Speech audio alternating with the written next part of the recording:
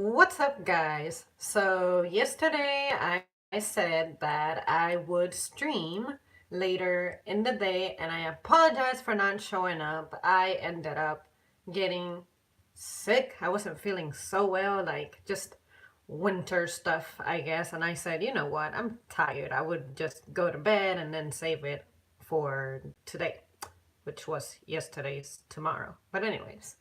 And then while I was snacking, pre-snacking before my main breakfast is ready, I had the brilliant idea of catching up on videos on YouTube that I have had pending for like 4 months now. And one of the videos I watched was about free speech. And I'm like, okay, let's look at it. And then in that video, they mention that in colleges, they are actually places called free speech squares. And I was like, wait, what? No, no. This just, it couldn't be happening. I could not believe what I was hearing. But then I remembered about the so-called safe spaces. So I said, you know what? It's not unbelievable for me that you actually need to go to a specific spot to practice free speech. So just to be sure that this is actually a real thing, I still went on almighty Google and I typed in free speech squares in colleges, and there were a ton of articles about it.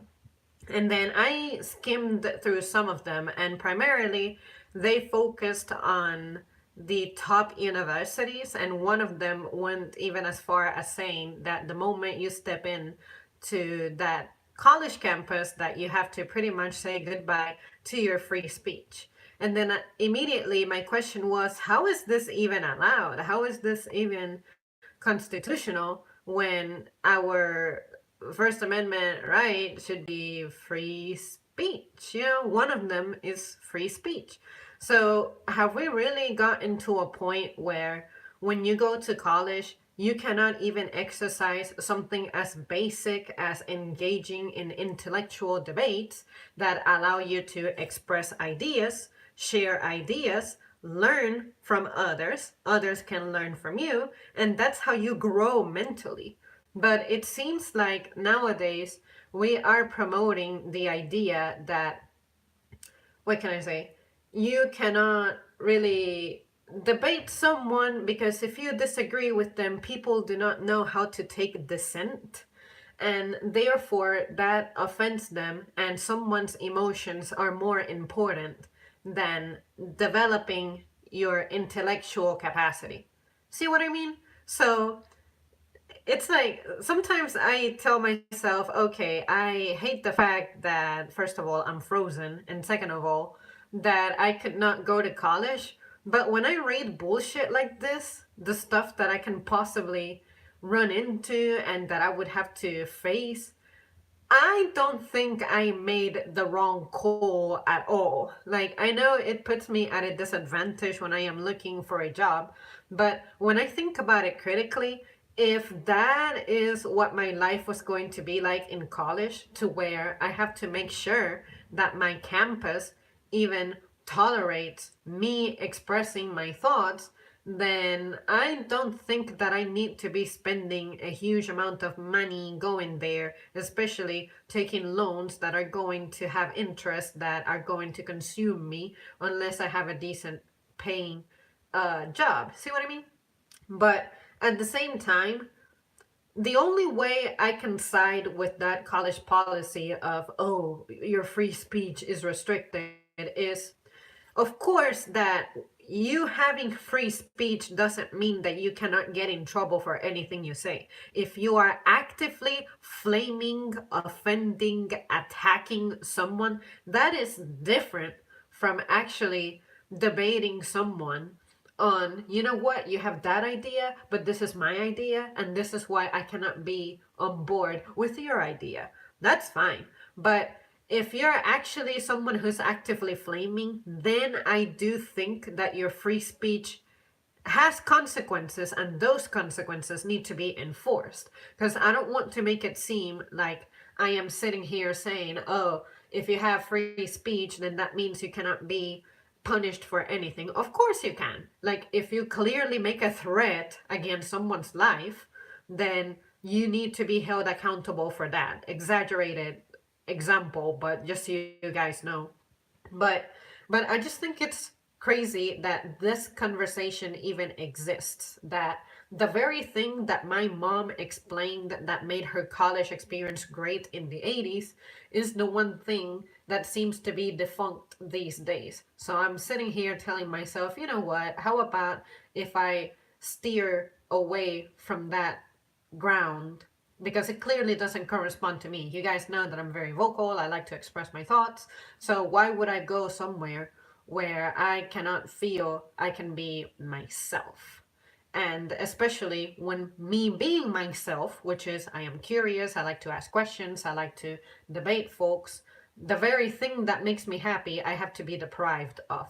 So anyways, you guys, that there's more to it than that, of course, but I just wanted to throw the very basics out there, and I'll be sure to read up on it so that I can make a better stream about it where we dwell on specific examples and whatnot. But for right now, that was my initial impression, and I'm like, fuck you. Anyways, I don't think this is a thing in the UK. At least I never heard of such a thing in my university. I mean, I'm as left leaning as a reasonable person can possibly be, but even I think that's stupid. Yeah, I think it is absolutely stupid as well. And again, primarily the articles went over top universities more than ever, so more than anything else. And when it comes to private colleges, it mentioned that the private colleges have, like, it's like states reserved rights. You have federal laws, you have state laws. So it's like when you go to a private campus, you're pretty much dancing to whatever tune it is that they're playing. But when you think about it, top colleges, you would expect that by you filling out an application to that place, you are seeking a place that is competitive, prestigious, challenging.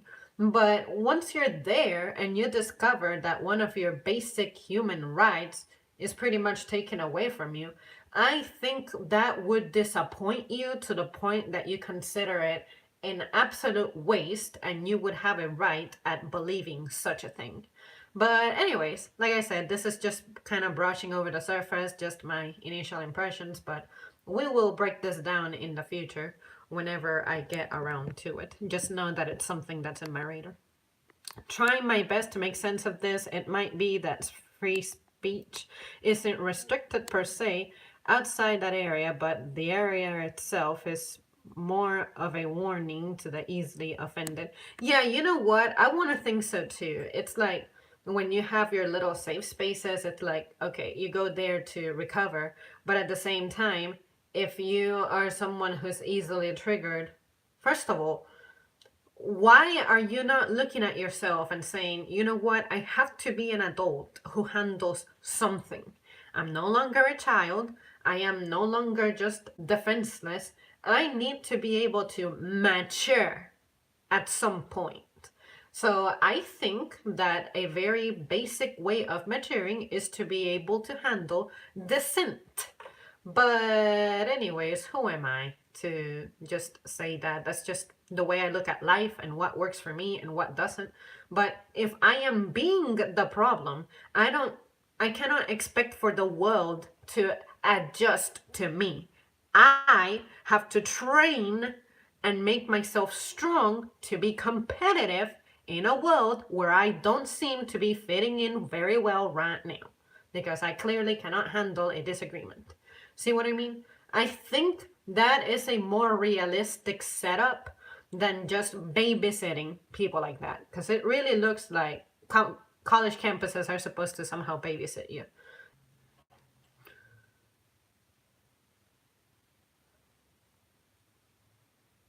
Okay, so it looks like the timer is still rolling, but it said reconnecting, so I'm just gonna keep going. Free speech doesn't actually guarantee much. It guarantees that the government cannot arrest you for speaking. That's it. Yeah, true on that. No, it's just crazy that when it comes to a more, can I call it a private sector? I guess I can, like education. it's just crazy that such a thing is a thing to me, you know. But you're right about that. It's supposed to be more the government, but if it's for the government to not be able to harm you, I think that it should be a thing everywhere that's besides the government, you know? Because why would you have defense against one thing but not against another thing? Like, I know the education industry is not really the government, but see what I mean? I think free speech should be a universal thing. You should not have to wonder where it's valid and where it isn't. That definition is pretty easy to abuse. That's true. But anyways, you guys, I am going to bail right now for the time being. I almost do not want to say I'll be back later, but I am going to try to be back later because lately something happens and I just cannot make it back. But yeah, it's just one of those topics that's on my radar and I just wanted to let you know. So if you guys can think of anything else or you find an article that you really want me to read and critically think about, just let me know, forward it to me somehow, and then we shall discuss it